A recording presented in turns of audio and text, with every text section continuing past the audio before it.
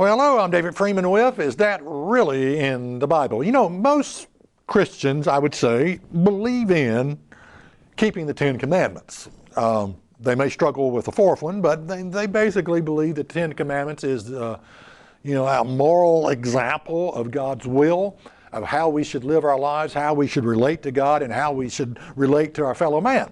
But I want to look at today beyond the Ten Commandments. You know, beyond the Ten Commandments, God gave us other laws that help us to become more like Christ and helps us to love God and to love our fellow man more deeply. Now, Jesus put it like this in Matthew 22 and verse 37. Jesus said to him, "You shall love the Lord your God with all your heart, with all your soul, with all your mind. This is the first and great commandment. And the second is likened to it, you shall love your neighbor as yourself." So here we have Jesus. You know, Christ is not coming up with only two laws, and then we try to figure out how to love God and how to love our fellow man. No.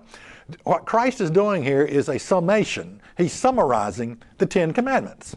The first four tell us how to love God.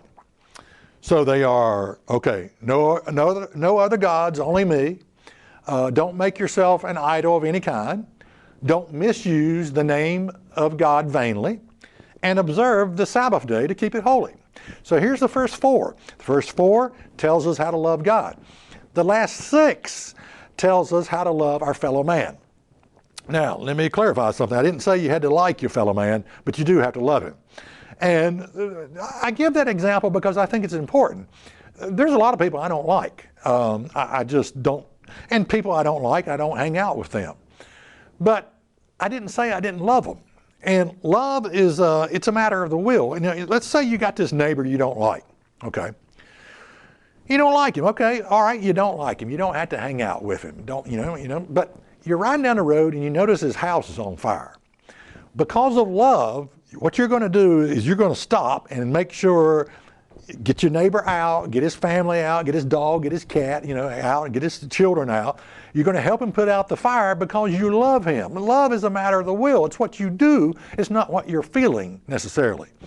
So love requires us to, we're told to love our fellow man, but don't ever think, well, I gotta like this so-and-so that is always rude, he's always drunk, he's always doing that. No, but you do have to love him. Okay, you do have to love him. All right. So we have the last six commandments that tell us how to love our neighbor, how to love our fellow man. And it says, honor your father and mother, no murder, no adultery, no stealing, no lies about your neighbor, no lusting after your neighbor's house, his wife, his material possessions.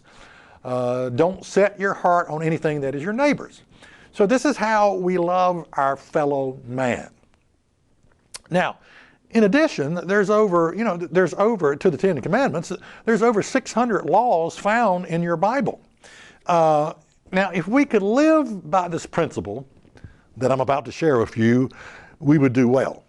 And that is, every law that you come across in the Bible instructs us on how to love God, love a fellow man, or both.